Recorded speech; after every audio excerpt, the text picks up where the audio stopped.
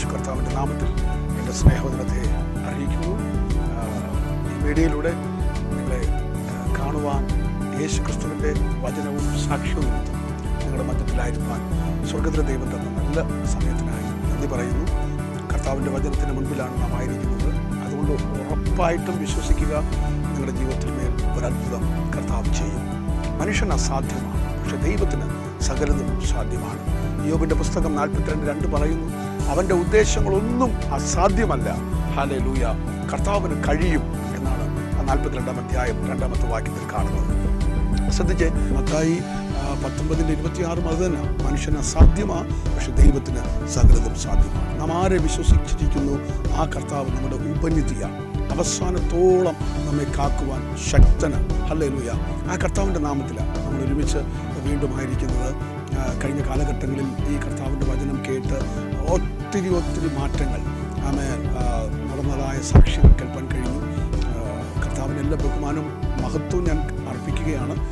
ഇന്നും കർത്താവ് ഒരു ചെറിയ ദൂത് നിങ്ങളുടെ കയ്യിൽ തരുവാണ്. അത് ഏറ്റെടുക്കുക, അത് വിശ്വസിക്കുക, എന്നിട്ട് കർത്താവിൻ്റെ സന്നിധിയിൽ സമർപ്പിക്കുക.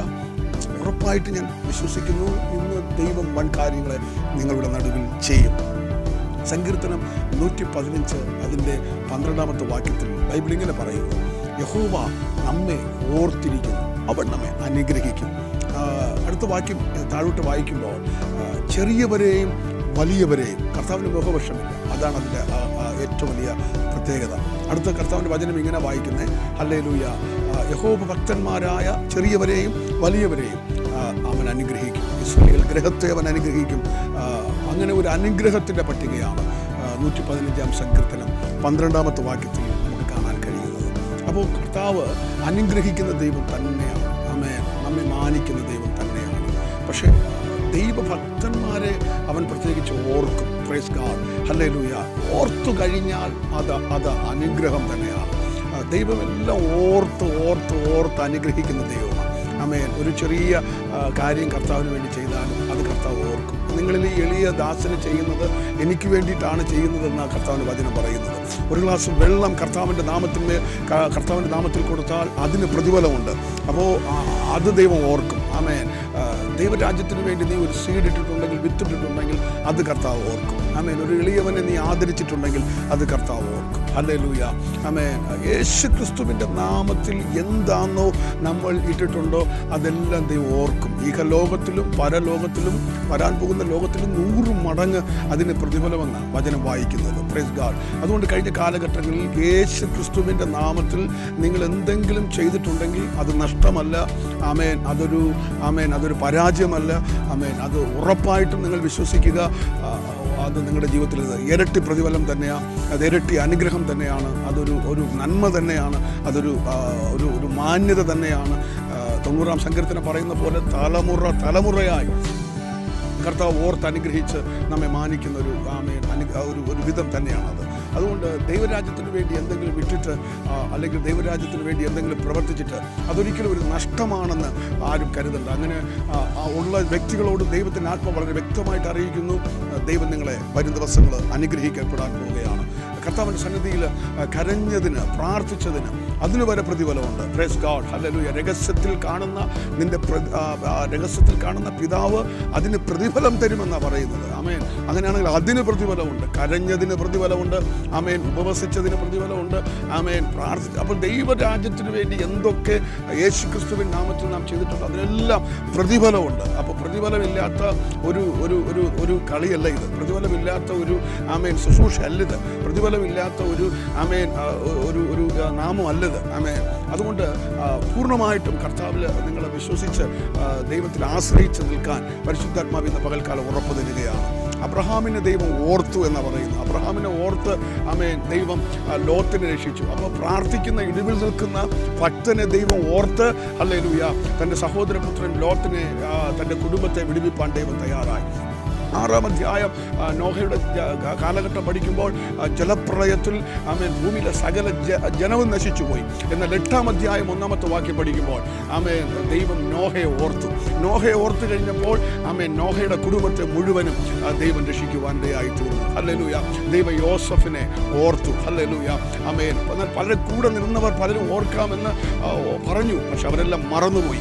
അപ്പക്കാരൻ മറന്നുപോയി, പാനപാത്രക്കാരൻ മറന്നുപോയി. കഴിഞ്ഞ കാലഘട്ടങ്ങളിൽ എന്നെ കേൾക്കുന്ന ദൈവമക്കളെ, നിങ്ങളെ ഓർക്കാം, നിങ്ങളെ സഹായിക്കാം, നിങ്ങളെ കൂടെ ഇരിക്കാം, നിങ്ങളെ മാനിക്കാം എന്നൊക്കെ പറഞ്ഞവർ ജീവിത സാഹചര്യത്തിൽ അവരൊക്കെ മാനിക്കപ്പെട്ട് കഴിഞ്ഞപ്പോൾ ഒരുപക്ഷെ എളിയവരായി നിങ്ങളെ മറന്നു കാണുമായിരിക്കാം.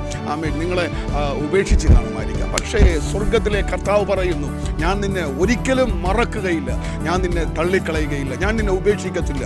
പെറ്റ തള്ള തൻ്റെ കുഞ്ഞിനെ മറക്കും, അവർ തൻ്റെ കുഞ്ഞിനോട് കരുണ തോന്നാതിരിക്കും, പക്ഷെ ഞാൻ നിങ്ങളെ മറക്കുകയില്ല. ആ മറക്കാത്തൊരു ദൈവം ഇന്ന് പകൽ നമ്മുടെ കൂടെ ഉള്ളപ്പോൾ എന്തിനാ നിങ്ങൾ ടെൻഷൻ, എന്തിനാ നിങ്ങൾ ഭാരപ്പെടുന്നത്, എന്തിനാ നിങ്ങൾ അധൈര്യപ്പെടുന്നത്?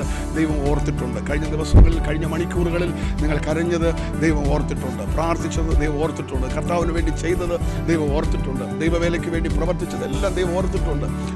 അതിൻ്റെ എല്ലാം പാക്കേജ് ഈ ദിവസങ്ങൾ തരുമ്പം അതിനകത്ത് നിങ്ങളുടെ എല്ലാ ആൻസറും അതിനകത്ത് കാണും, അതിനകത്ത് നിങ്ങളുടെ എല്ലാറ്റിൻ്റെ ഉത്തരം അതിനകത്ത് കാണും. ഈ ദിവസങ്ങൾ അത് കാണാൻ പോവുകയാണ്. ഈ ദിവസങ്ങൾ നമ്മളത് അനുഭവിക്കപ്പെടാൻ പോവുകയാണ്.